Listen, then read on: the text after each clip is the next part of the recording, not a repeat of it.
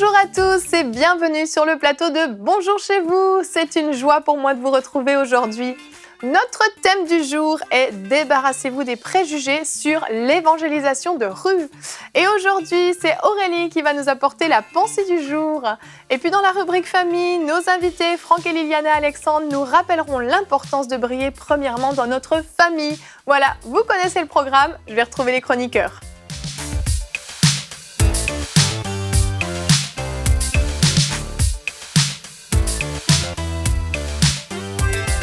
Bonjour à tous. Bonjour. Bonjour à tous les deux. Franck et Liliana, merci beaucoup d'être avec nous. Merci de nous accueillir. C'est vraiment un grand honneur pour nous de vous recevoir. Vous êtes, il y a tellement de choses que je pourrais dire. Vous avez été pasteur, mais vous êtes premièrement évangéliste, vous Franck, et vous Liliana, vous êtes une épouse formidable aux côtés de votre mari, je n'en doute absolument pas. Meilleur partenaire. Vraiment. Dans le service. Et vous êtes les fondateurs de plusieurs associations actives au niveau international, directeur d'une maison d'édition, réalisateur d'émissions chrétiennes, auteur parce que vous avez plus d'une centaine de livres à votre actif. Donc, vous avez fait énormément de choses et Dieu s'est servi beaucoup de vous. Donc, merci d'être avec nous dans cette émission. Merci de nous accueillir, on est très contents. C'est avec plaisir. En tout cas, le thème colle parfaitement parce que vous avez une grande expérience du terrain. Donc, vous allez pouvoir nous partager un petit peu vos expériences et surtout, dans la rubrique famille, vous pourrez nous parler de votre expérience plus personnelle, de comment vous avez... même si vous viviez des choses extraordinaires avec Dieu, vos enfants ont aussi eu besoin. On a une vie aussi ordinaire. Exactement, c'est ça, tout à fait. Donc Aurélie, on va commencer avec toi dans la pensée du jour. Aurélie, le titre de ta pensée est « Évangéliser dans la rue, c'est cool ». Oui, c'est cool d'évangéliser dans la rue et c'est ce qu'on va voir aujourd'hui en donnant quelques avantages. Et déjà, on peut se dire, on remarque que parfois, il y a des personnes qui peinent à sortir pour aller évangéliser tout simplement parce qu'elles se disent « moi, je ne sais pas parler, je ne me sens pas assez capable, je suis toute seule, comment je vais faire pour sortir ?» Les gens ne vont pas s'intéresser à ce que je dis, vraiment, on risque de me trouver un peu ennuyeux, etc. Mais si vous faites partie de ce type de personnes-là, mais sachez que ces préjugés ne sont pas bons du tout. Il faut pouvoir les dépasser pour pouvoir communiquer la parole du Seigneur.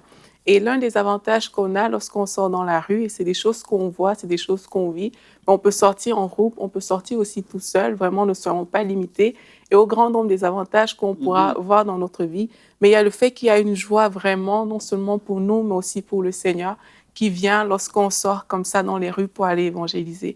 On peut le voir aussi déjà dans la Bible, dans Luc 10, au verset 17, là, c'est dans le contexte où Jésus a envoyé les 70 pour aller évangéliser. Et là, ils sont revenus vers Jésus pour faire un rapport. Et la Bible nous dit, les 70 revinrent avec joie, disant, « Seigneur, les démons même nous sont soumis en ton nom. » Et Jésus leur dit, « Je voyais Satan tomber du ciel comme un éclair. » Et plus loin, dans ce verset, au verset 21, on dit, « En ce même moment, Jésus tressaillit de joie par le Saint-Esprit et il dit, « Je te loue, Père, Seigneur du ciel et de la terre, de ce que tu as caché ces choses aux sages et aux intelligents et de ce que tu les as révélées aux enfants. Oui, Père, je te loue de ce que tu l'as voulu ainsi. » Dans ce verset, on voit les disciples qui sont revenus, ils étaient vraiment contents, ils étaient joyeux. Et là, ils disaient au Seigneur, « Ah, mais Seigneur, regarde, même les démons nous sont soumis en ton nom, etc. » Et aussi, Jésus, lui aussi, a tressailli de joie. Donc, il y a vraiment de la joie, non seulement pour les personnes qui vont, mais il y a aussi de la joie pour le Seigneur. Et lorsqu'on décide de sortir dans la rue, mais c'est parce qu'on a à cœur vraiment d'honorer Dieu. C'est Jésus qui a dit « Allez, faites de toutes les nations des disciples ». Donc lorsqu'on sort, c'est parce qu'on veut aller, parce qu'il nous l'a dit. Et il y a cette joie qui vient avec ça. Et ce n'est pas une joie comme tout le reste. Moi, avec mon groupe, d'habitude, on sort. Et c'est des choses qu'on vit vraiment. On revient vraiment dans le cœur. Tu as quelque chose qui te porte comme ça. Ce n'est pas juste une joie passagère, mais c'est vraiment une joie profonde qui est déposée par Dieu lui-même parce qu'il y a de la joie au ciel pour un pécheur qui se répand. Et nous aussi, on ressent cette joie-là qui vient directement du ciel. Donc, c'est vraiment quelque chose d'excellent lorsqu'on sort pour évangéliser dans les rues. Et aussi, lorsqu'on sort, mais on va remarquer que parfois, on parle à des gens, mais c'est des personnes qu'on ne connaît pas. Et il y a des choses qui se passent au niveau de la rue. Mais il y a des personnes, peut-être que de prime abord, elles étaient réticentes. Mais après, elles se retrouvent en train de vous écouter. Ces personnes se retrouvent en train de pleurer devant vous. Elles sont touchées. Et puis là, vous voyez que le message de Dieu a vraiment une force. Le message de Dieu a un impact. Et l'une des choses qui rend l'évangélisation vraiment cool, c'est de pouvoir voir ces choses-là. C'est de pouvoir attester qu'on a notre victoire. Jésus nous a donné la victoire sur les œuvres des ténèbres. Rappelez-vous comment vous étiez malmenés dans le passé quand vous étiez encore dans le monde. C'est Satan qui avait l'autorité sur vous. Et lorsque vous sortez pour parler de Jésus, mais là, vous voyez comment vous relâchez des paroles et des personnes font dans l'âme, des personnes qui étaient dures, elles commencent à s'agir, vous recevez des paroles de connaissance, des paroles de sagesse. Et tout ça, ça nous donne quoi? Ça nous donne de l'assurance, en fait. L'assurance que notre Dieu est puissant, l'assurance qu'avec lui, on fait vraiment des exploits. Et ça nous fait sortir de notre zone de confort. Et là, Jésus l'a dit aux disciples dans le verset qu'on a lu tout à l'heure. Il a dit, quand ils sont revenus, il a dit, je voyais Satan tomber du ciel comme un éclair. Et c'est vraiment ce qui se passe lorsqu'on relâche les paroles de Dieu. Et voici, je vous ai donné le pouvoir de marcher sur les serpents, les scorpions et sur toute la puissance de l'ennemi. Et rien ne pourra vous nuire. Alors, c'est savoir des vies transformées. Vraiment, ça nous fait marcher dans cette assurance que rien ne peut nous nuire. La force de l'ennemi ne peut pas nous nuire et on grandit vraiment spirituellement lorsqu'on voit ces choses-là. On commence à faire confiance encore plus à Dieu parce qu'on voit de façon tangible que sa parole est vraie. On voit que, voilà, il nous utilise vraiment. On est malléable entre les mains du Saint-Esprit. On grandit dans la foi aussi parce que là, on comprend que, ah, mais tiens, voici comment le Saint-Esprit fonctionne avec moi. Voici comment le Saint-Esprit me parle. Il m'a révélé telle chose sur telle personne que je ne connaissais pas.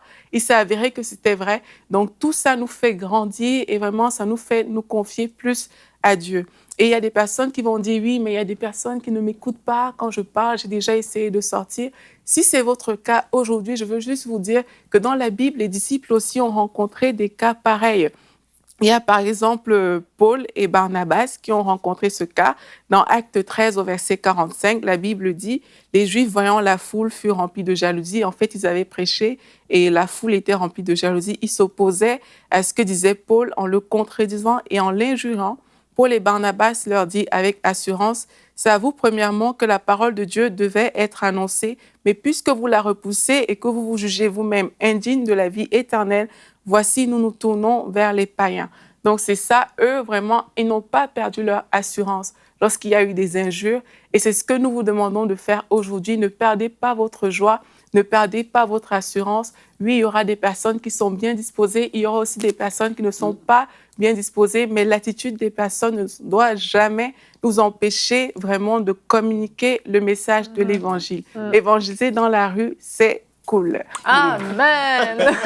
Merci Valérie. C'est cool d'évangéliser dans la rue. Merci. Et tu en parles quand même, c'est ça, de connaissances. Tu fais ça tous les samedis à peu près, c'est ça? 2 samedis. 2 samedis par mois, c'est ça. Et on voit que c'est ça, les gens ont beaucoup de préjugés sur l'évangélisation de rue, parce qu'ils ont peut-être eu des mauvaises expériences, ils ont peut-être essayé. Et vous, vous l'avez fait très régulièrement dans votre vie pendant... Ce qu'on remarque, c'est que les gens ont beaucoup de clichés. C'est-à-dire qu'on fait souvent des arrêts sur image. Oui. Alors on voit un tel qui prêche de telle manière, et ce qui fait qu'on met la barre tellement haute dans l'évangélisation que lorsqu'on nous parle d'évangélisation de rue, c'est un peu le géant qu'il faut aller conquérir. Oui. Mais nous, on a eu l'occasion d'envoyer pas mal d'équipes en Europe avec nos structures mobiles Gospel Vision, et nos jeunes allaient dans la rue, et parfois même les moins jeunes, puisqu'on a eu aussi des bus missionnaires, et on a pu former aussi dans ce domaine de l'évangélisation de rue et démystifier un peu ça. C'est-à-dire tout le monde peut évangéliser dans la rue, peut-être simplement en distribuant des tracts, en donnant une invitation pour un événement qui va avoir lieu à l'intérieur de l'Assemblée ou dans une salle publique. Tout le monde est capable de faire ça. Oui. Et puis, évangéliser dans la rue, ça va être peut-être aussi, après, établir la connexion. Je crois que là aussi, il y a une étape, apprendre à établir la connexion avec les gens. Et j'ai remarqué qu'aujourd'hui, on peut établir la connexion facilement en parlant de la météo. Tiens, il pleut aujourd'hui. C'est simple de parler. Parfois, on est dans son jardin, on se dit, mais j'arrive pas à évangéliser, mais on peut parler du jardin du voisin d'à côté, et ça pousse chez vous. Et en fait, il faut établir la connexion avec les gens. On peut parler du travail, on peut parler du sport, on peut parler de la politique, on peut parler des enfants, on peut parler d'éducation. Il y a tellement de sujets qui permettent déjà la connexion. Je crois que c'est la première étape, établir une connexion, et puis après, ça glisse vers la communication, rendre témoignage. en 3 points ce que j'étais, ce qui s'est passé, ce que je suis devenu. Amen. Peut-être même glisser après vers la méthode Bill Bright, évangéliser en 4 points, vous voyez, Dieu a un plan pour vous, etc. On connaît tous ces petits tracts qui nous aident, qui nous donnent une petite base, qui permettent eh bien, tout simplement d'évangéliser dans la rue, mais aussi dans la rue, c'est-à-dire dans la vie quotidienne, finalement. Exactement. C'est dans la rue, mais c'est aussi dans l'avion, c'est hors du temple. Exactement. Dès qu'on sort de l'église, hein, C'est ça, c'est ce qu'il veut qu'on fasse, en fait. On est supposé briller. Et puis moi, je dis souvent, dans l'Église, on est un... Jésus a dit, vous êtes le sel de la terre. Et moi, je dis, on est comme un paquet de sel ensemble dans l'Église. Et il dit, mais sortez! Et on est là, non! Parce que Faut aller, C'est ça, aller saupoudrer un petit peu. Il faut secouer parce qu'on dans est une tous zone de là. confort. Puis ça, c'est la pire place à être. Puis Jésus a fait, moi, tu vois, un petit témoignage, je vais te faire, Aurélie, parce que tu parlais de ce que tu vivais un peu. Je suis allé prêcher récemment à une église et j'ai prêché sur le réveil par rapport à ça. Vraiment de sortir et faire la différence. Et puis après, je suis allé au Tim Hortons, petit café au Canada, avec des pasteurs qui étaient là. Et puis on parlait ensemble. Et puis j'ai vu un jeune homme, justement, dans le fond, ses jambes, ils bougeaient. Puis je voyais qu'apparemment, il y avait un problème. Hein, il faut pas... Et là, j'ai vu et je parlais avec lui. Il me dit, tu vas aller parler du Seigneur. Hein? Je dis, ouais, on va y aller. Hein? On va aller prier pour lui, en fait.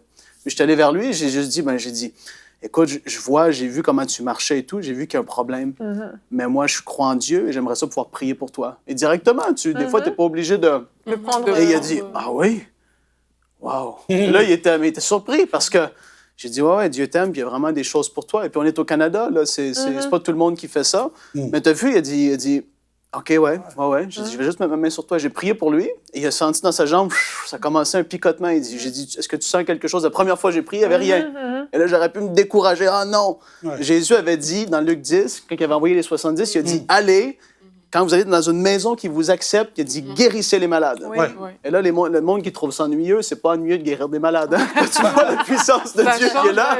Ah là, c'est plus comme du terre à terre. Et puis là, tout ça pour dire que il a commencé à sentir ça. Après, j'ai prié 3 fois pour lui.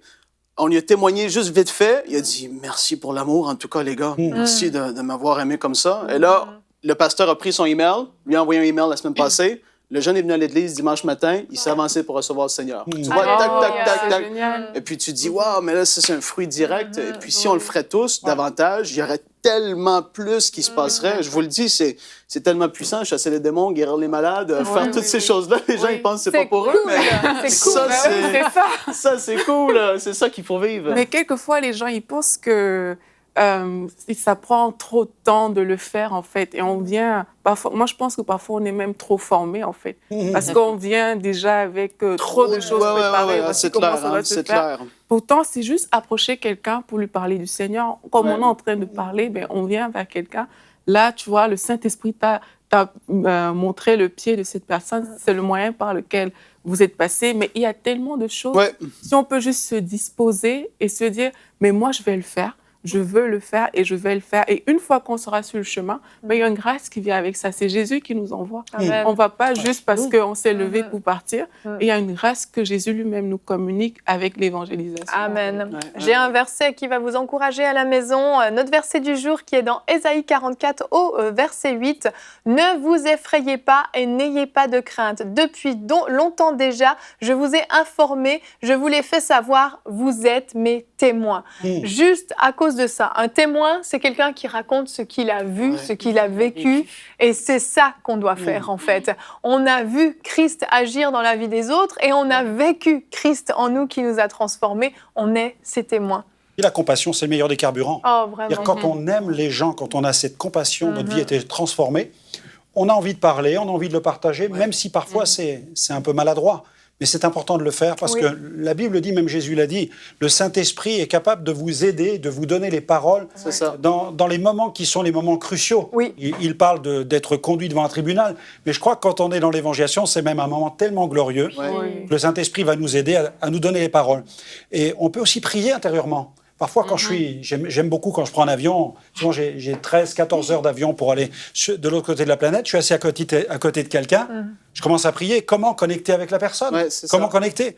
Et souvent, j'entame la discussion, mais qu'est-ce que vous faites dans la vie? Je me souviens d'un homme, je lui dis, mais qu'est-ce que vous faites dans la vie, monsieur? Et il avait son ordinateur, et puis il était un peu gêné, il me dit, mais je bâtis des buildings à Tokyo et à New York. Je dis, très bien, très bien. Puis j'ai fait mine de plus m'intéresser à lui. Et il m'a renvoyé l'ascenseur, et il m'a dit, et vous?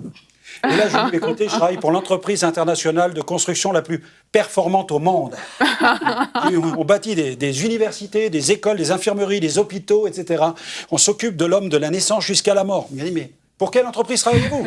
Je travaille pour l'entreprise Jésus. Il m'a dit, vous êtes portugais?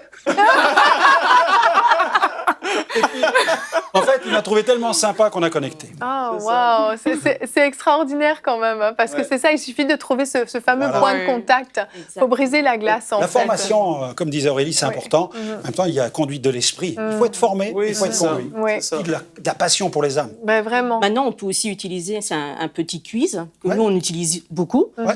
Et pour les gens qui sont timides, avoir un petit quiz, ça leur permet, à travers quelques questions, d'aborder quelqu'un, puis dire « Vous auriez 2-3 minutes à m'accorder ?» Et puis comme ça, la conversation, elle s'établit. Puis au fur et à mesure, elle utilise le petit quiz. Et puis la personne, elle se sent beaucoup plus à l'aise pour aborder quelqu'un dans la rue. Donc ça, c'est quelque chose, c'est un outil. Ça s'appelle test cérébral. Test cérébral. Qu'on a réalisé et que Et nos ça, équipes auront utilisé. on a eu beaucoup de personnes. D'accord. Nous avons eu C'est plusieurs disponible retours. sur Oui, Internet. sur notre site, Internet. sur votre notre site. outil Gospel Vision International. D'accord. C'est un pour outil ceux- très simple qui permet d'entamer. C'est un peu ludique. Oui.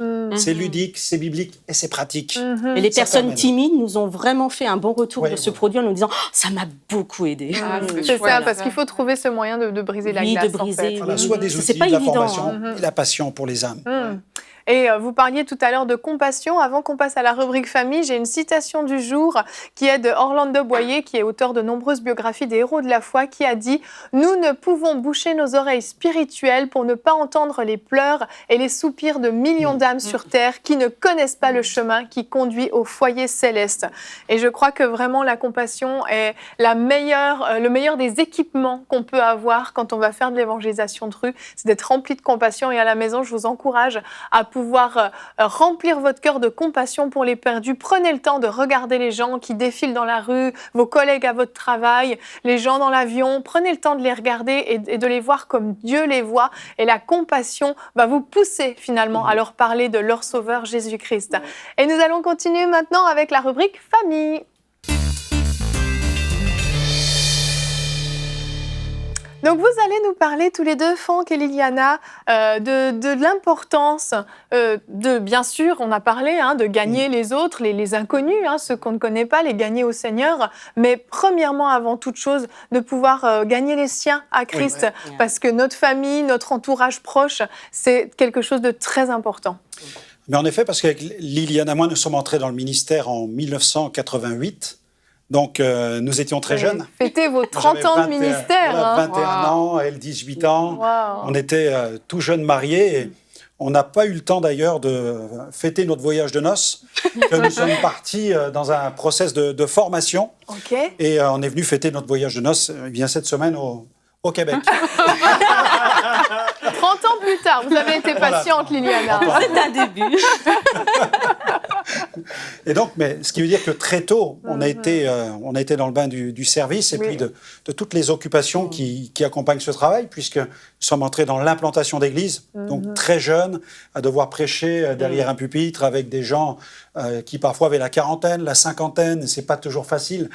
Quand on est jeune marié, on a envie de vivre certaines choses, mais les obligations sont là et elles prennent le pas en fait sur toute l'innocence parfois de la jeunesse. Oui. Et puis arrivent derrière les enfants, puisque Jordan, notre petit, est arrivé. Puis il a grandi au sein d'une famille de parents engagés. Et avec tout cela, l'itinérance qui est venue se greffer par-dessus. En 88, nous sommes entrés dans le processus de formation. En 89, nous sommes implanteurs d'église. Et l'enfant arrive juste derrière. Ah oui. Donc, 90. En 90. Ce qui fait que le bébé arrive Dans des au sein d'un couple circonstances, complètement investi dans une implantation d'église où là, l'implantation d'église, c'est tous azimuts, quoi. On est l'homme orchestre. Il faut s'occuper des enfants, il faut s'occuper de gagner les âmes une par une. Il y a le local, il y a le travail. Il fallait que Liliana puisse travailler aussi pour subvenir aux besoins. Ben oui. Moi aussi, de mon côté, j'avais un petit emploi dans le cadre d'une petite formation. Et derrière, il fallait faire les visites aux gens que nous amenions au Seigneur. Et les enfants, ils évoluent autour de ça, tout ça. finalement. Et ils sont dans les réunions. À la fin des réunions, on les ramasse un peu sous les chaises endormis, on les ramène à la maison. Et puis, le papa commence, lui, à avoir un appel. et un appel à partir. Et l'itinérance vient se greffer par-dessus avec toutes les pressions qui pèsent sur tout cela. Et des questions parfois qui résonnent de façon assez récurrente pour les enfants. Il fait quoi ton papa ? Il est où ton papa ? Et pour l'épouse, il fait quoi ton mari ? Il est où ton mari ? Alors, pour évangéliser, c'est super. Voilà, La glace est brisée. Tout de suite. Mais c'est pas forcément évident pour les enfants parce qu'ils grandissent donc à l'intérieur de l'Église avec des parents qui sont toujours au front dans le travail d'évangélisation, puis le père qui commence à s'absenter du fait de la nature de son ministère. Mais très vite, notre couple a été confronté à des questions majeures. C'est-à-dire que notre ministère nous a conduits à parcourir le monde, partir parfois plusieurs semaines dans certains pays du monde. Et mon épouse restait avec les enfants. Mais moi, dans mon cœur, j'avais toujours ce poids qui pesait sur moi. C'est que c'est bien d'évangéliser les âmes en Afrique, en Amérique latine, en Asie. C'est bien d'aller toucher des masses et de voir des milliers être sauvés. Mais le salut de tes enfants. Parce que nous ne mettons pas au monde des chrétiens. Je pense que tous ceux qui nous écoutent, et pour beaucoup qui sont pleinement engagés aussi dans des services et même des serviteurs de Dieu, j'ai eu l'occasion de parler avec tellement de serviteurs, tellement de pasteurs qui ont vécu dans ce domaine des drames. Ils ont essayé de faire pour le mieux. Ils ont souvent été, bien entendu, de bons parents. On fait parfois des erreurs, bien entendu, mais nous ne mettons pas au monde des chrétiens et c'est tout le défi de pouvoir gagner le cœur de nos enfants pour le Seigneur Jésus. Oui, parce qu'on se dit qu'ils sont nés là-dedans, ils ont vu tout ça. On se dit d'une certaine façon, ça va de soi, ils vont suivre le Seigneur. C'est comme quelque chose qui est une évidence, alors qu'en fait, c'est pas le cas. Souvent, les femmes interpellaient mon épouse avec moi. Elle dit, mais toi, t'as un mari qui est pasteur. Hein? Si tu as des questions, tu interroges ton mari. Comme si tu es un pasteur à la maison. Oui, c'est ça. C'est ça. Sous la main, et voilà. Et qu'il y a toutes les réponses parfaites, que tout fonctionne. Voilà, tu cliques et il va t'apporter les réponses. Et pour les enfants, c'est pareil. Il y a un évangéliste international à la maison. Donc les enfants, ça doit être des super enfants, hyper chrétiens, qui sont capables de vous prêcher Jean 3,16 en 3 points. Quoi. Mais la réalité, c'est que ce sont des enfants ordinaires, au sein d'une famille ordinaire, finalement, comme tout le monde, et nous vivons tous nos combats. Et pour moi, il y avait ce grand fardeau. Je voyais dans des missions des jeunes qui témoignaient après m'avoir écouté prêcher. Je repassais des années après, ils rendaient témoignage. Je me suis converti dans la mission du frère Franck. Et je vois des ados, des jeunes qui se font baptiser. Puis de mon côté, je voyais mes enfants qui n'étaient pas encore convertis.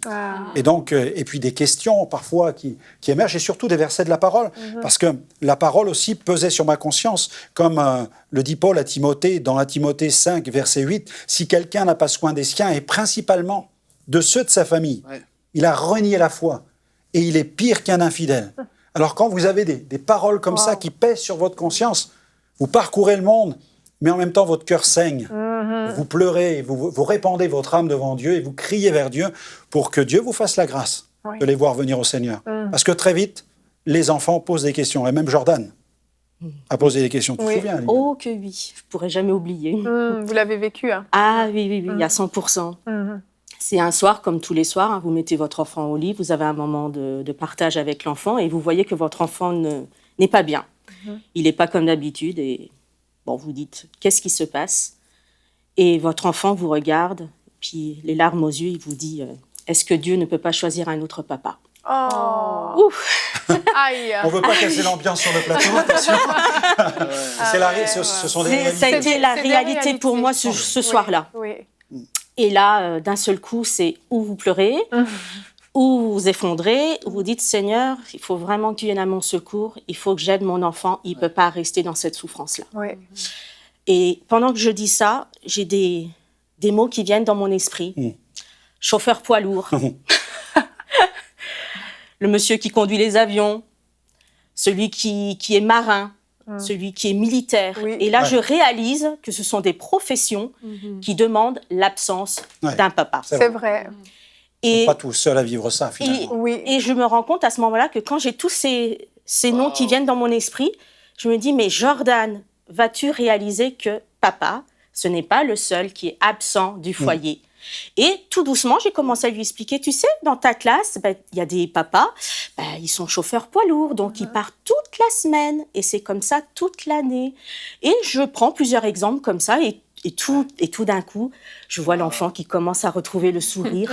Et je lui explique tout simplement que le métier de papa, ça réclame aussi de l'absence.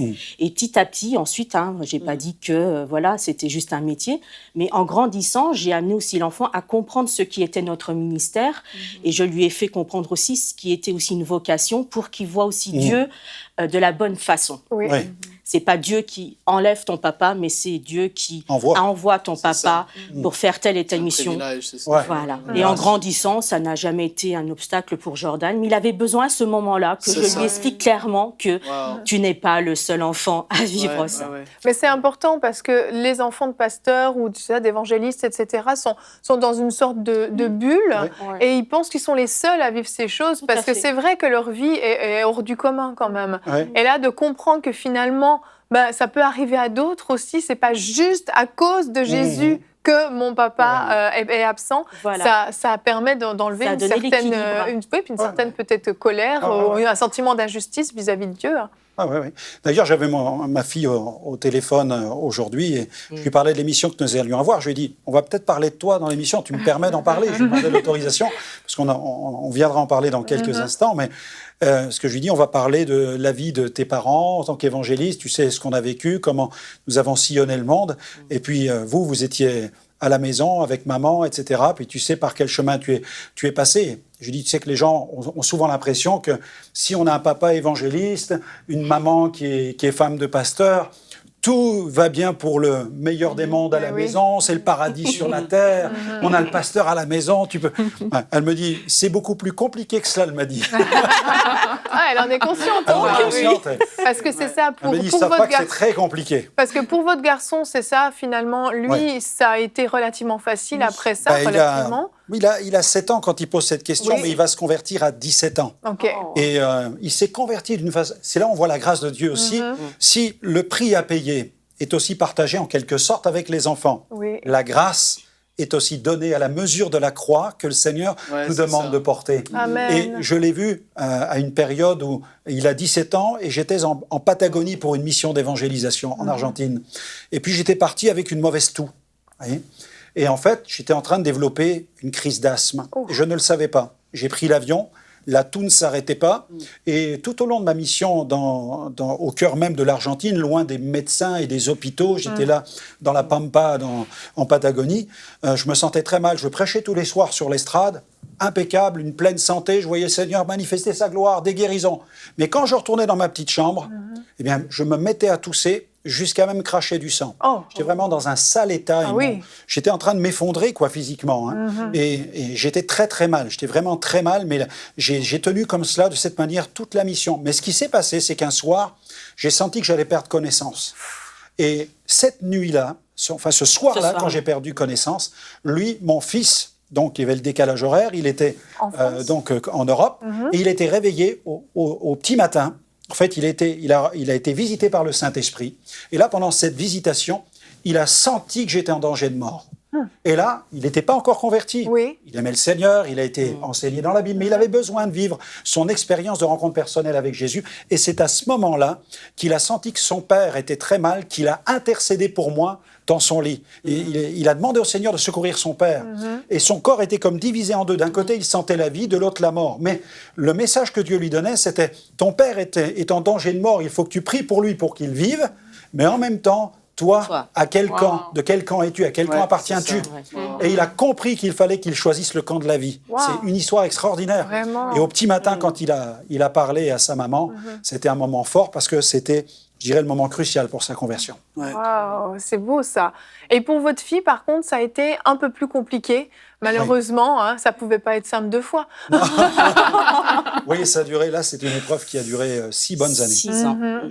Où là, on rentre du travail, et puis on voit un papier sur la table, et sur le papier, c'est un message que l'on reçoit, où notre fille nous dit qu'elle est partie. Voilà. Quel âge elle avait à ce moment-là? 16 ans. 16 ans. À 16 ans, elle avait quitté la maison sans vous prévenir. Voilà. Sans nous prévenir. Et en nous disant que ce n'est pas de votre faute, vous n'êtes pas responsable, mais j'étouffe, je me sens très mal. Il y a vraiment une crise Une lettre vraiment remplie d'amour pour nous, mais elle avait... Elle voulait prendre soin de nous dans sa lettre, finalement, mais elle nous disait qu'elle partait. Wow. Alors, ça a été pour nous une angoisse terrible pendant plusieurs jours. On a dû appeler la police. Ben oui. Ensuite, ils ont fait appel à certains moyens techniques pour essayer de la géolocaliser, parce qu'on ne savait pas du tout. On a craint l'enlèvement, on a craint toutes sortes de choses en tant que parents, les réseaux de prostitution. On a été dans une tempête. Plein de choses, hein. Mon épouse, je l'ai vue, j'ai cru qu'elle allait mourir devant mes yeux. C'était un moment très, très violent, très, très violent. Mais ensuite, derrière, nous avons prié. En fait, la seule solution que nous avions, c'était prier. Et nous savions qu'elle ne vivait pas une vie qui était, bien entendu, conforme aux standards que nous aurions voulu pour elle. Mais la tentation, c'était de céder quand on a su ensuite où elle était, ce qu'elle pouvait vivre. La tentation aurait été de la rejeter et de couper. Mais la force de l'amour des parents était là. Et on savait qu'il ne fallait surtout pas briser ce lien avec elle, que ce lien était celui qui allait lui permettre un jour de revenir, non seulement vers ses parents, mais aussi vers Dieu. Wow. Et ça a duré 6 ans. 6 ans. Pendant lesquels vous n'avez pas eu de contact du tout avec elle ou... Si, nous avions contact après, avec elle. On a pu en avoir. Vous avez réussi après. Oui. Mais on a 6 préservé ans... justement le contact. OK. Parce on s'était toujours dit que si on rompait ça, le jour où elle avait besoin, elle n'aurait personne. C'est ça, elle ne pouvait pas revenir vers vous, en fait, à ce moment-là. Parce qu'elle a vécu des moments très, très sensibles dans cette période de fugue où elle a été en danger plusieurs fois. Et mon épouse était même réveillée par le Saint-Esprit, à chaque fois. Hein. Oui, j'envoyais des SMS. Alors moi, je ne suis pas très téléphone, ce n'est pas du tout mon truc, mais il y a des moments, j'étais poussée, il fallait que je lui envoie un SMS. Et des fois, c'était à 22h30, et envoyer quelque chose à 22h30, vous dites, bon, la personne, elle dort peut-être, il ne faut pas la déranger. Non, mais j'étais vraiment poussée, et ça pouvait être à 22h30, ça pouvait être à 13h ou le matin, peu importe, mais à chaque fois, c'était à un moment précis. Et plus tard, Johanna, elle m'a dit, tu sais, maman, à chaque fois que tu m'as envoyé un SMS, c'était au bon moment. C'était inspiré. C'était inspiré. Le rôle d'une mère est important dans ces moments-là. Et finalement, comment, parce qu'aujourd'hui elle est au Seigneur, on va encourager tout le monde parce que c'est très émouvant ce que vous partagez. Comment ça s'est fait son retour à la maison physique, mais la maison céleste surtout? En fait, elle a vécu une crise avec un garçon avec lequel elle était. Et puis, du fait que nous avons préservé le lien, immédiatement on a pu la recueillir parce que mon épouse a été aussi avertie par le Saint-Esprit. Donc là, on sentait quelque chose allait très mal pour elle et on a été là au bon moment. C'est pourquoi il ne faut jamais baisser les bras. Donc on l'a recueillie et puis le dimanche, elle a accepté de venir à l'église et ce matin-là, c'est moi qui prêchais. Et quand j'ai lancé l'appel, j'ai vu le Saint-Esprit tomber sur elle.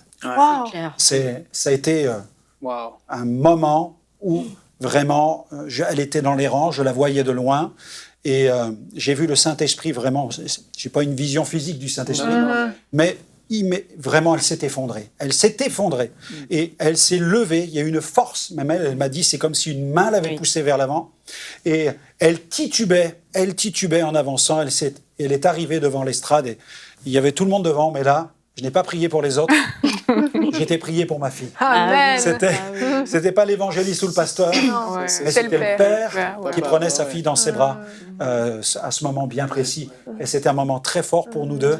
Et ça a été, pour elle, elle est revenue à Dieu à ce moment-là. Alors elle a encore, bien entendu, comme tout le monde finalement, un chemin à faire. Des choses à vivre avec le Seigneur. Mais nous savons qu'elle a ouvert la porte. Elle a permis au Seigneur d'entrer. Et le Seigneur a commencé une œuvre de restauration. Et nous la connaissons, elle a un magnifique tempérament. Et je crois que le Seigneur a une grande destinée aussi pour elle. Et que le processus est enclenché maintenant, mais dans le bon sens. Autant le diable avait enclenché un processus de destruction, maintenant le processus divin, c'est un processus de restauration. On se souvient de cette parole de l'apôtre au geôlier. Crois au Seigneur Jésus et tu seras sauvé, toi et ta famille. C'était une prophétie, c'est une parole de sagesse en même temps. Si tu crois vraiment, tu vas voir, il y aura une résonance, il y aura un écho, une extension jusque dans ta famille. Et nous, on a commencé à le voir, quoi. Gloire à Dieu. On bénit Dieu pour cela, parce que ça change tout dans le relationnel aussi. C'est sûr. Lorsque les enfants sont au Seigneur, on peut partager beaucoup de choses sur la foi. Alors on prie pour elle, et on prie pour qu'elle continue à grandir dans le Seigneur. Amen. Quelle grâce Dieu vous a faite Elle aurait pu donner sa vie au Seigneur dans d'autres circonstances, dans une Tout à autre fait. assemblée avec Oui, quelqu'un oui, d'autre. oui, tout Mais à fait. Dieu a permis qu'elle revienne vous voir et que ce soit avec vous, devant vous, que ça se passe. Et je trouve que ça, c'est quand même magnifique parce qu'elle était prête à ce moment-là. Ouais, C'est clair, elle était clairement prête. Elle avait vécu ce qu'elle avait à vivre Ouais, loin mais de Dieu. On n'imagine pas tous ces serviteurs aussi, parce que souvent on les met vous savez, comme dans une vitrine. Oui. Des super saints, des gens que tout est parfait, tout va bien chez eux, les enfants. Moi, des fois, j'ai croisé les familles chrétiennes où ils ont 7 enfants, les 7 sont tous les 7 convertis, quoi. Tous sont parfaits, sont tous habillés, même costume, de la même cravate, ils se suivent comme des C'est Dalton. vrai. Non, mais je connais des familles comme ça et je bénis Dieu. Et vraiment, j'ai une telle admiration pour ses parents.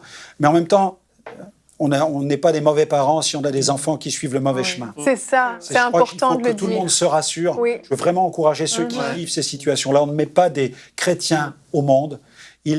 Mon fils s'est converti pratiquement naturellement, Mais oui. finalement. Mais Johanna, il a fallu beaucoup plus de surnaturel. Mais c'est ça, ça fait pas de vous de mauvais parents ou quoi que ce soit. Ça déculpabilise un petit peu. Mais l'ennemi nous attaque, hein. Mais C'est clair, c'est dans ces ça. moments-là, sur le Et la ministère. culpabilité, C'est elle vient terrible. nous envahir. L'attaque Ça, est c'est terrible. terrible. La J'ai voulu arrêter de culpabilité. prêcher. À cause de ça. Parce qu'il y a même des versets de la Bible qu'on interprète parfois de travers. Vous savez, celui qui n'a pas soin des siens, etc. Il doit être maître de toute sa maison. Il y a beaucoup de choses qui vous reviennent en pleine figure, mais j'ai compris que le diable voulait me bâillonner. Amen. Je dis, je te ferai pas ce cadeau-là. Je suis peut-être pas un père parfait. J'ai peut-être pas fait tout ce qu'il faut dans ma vie de papa, mais je te ferai pas ce cadeau-là. Je vais continuer à prêcher l'évangile. Et je crois que j'encourage tous ceux qui sont pasteurs et en charge et qui ont peut-être des combats dans leur foyer, n'abandonnez pas le ministère. Oui. N'abandonnez pas. Au contraire, prêchez l'évangile et continuez à prier, préservez le lien avec vos enfants, parce qu'un jour, comme le fils prodigue, ils vont revenir à la maison. Oui, c'est vraiment important. Et il faut je qu'ils pense. trouvent un homme, une femme, des parents qui ont les bras ouverts pour les accueillir et les restaurer. Oui. Parce qu'il y a un peu de travail après pour restaurer. J'imagine même pour vous, hein, vous avez dû aussi passer par-dessus certaines blessures quand même. Ça laisse des traces, hein, ce genre Oui, oui, oui. d'expérience. Et On fait un gros travail sur soi-même parce qu'on s'examine pendant des années. J'imagine. L'examen est quotidien, il Niveau est permanent, introspection. il est comme le jour. Ah oui. Et C'est radical. on hein. apprend aussi à s'emparer des armes qui sont nécessaires. Vous avez été très, très courageux tous les deux. J'ai compassion pour votre épouse, plus que pour vous, je suis désolée. C'est le cœur de maman qui parle. Il faut dire aussi Non, que mais- les mamans ne admiratif, vivent pas les choses de la même C'est façon. ça, c'est On ça. n'a pas le même ressenti et les douleurs physiques qu'on peut ressentir, ça c'est aussi quelque chose C'est dans les qui est là, entrailles.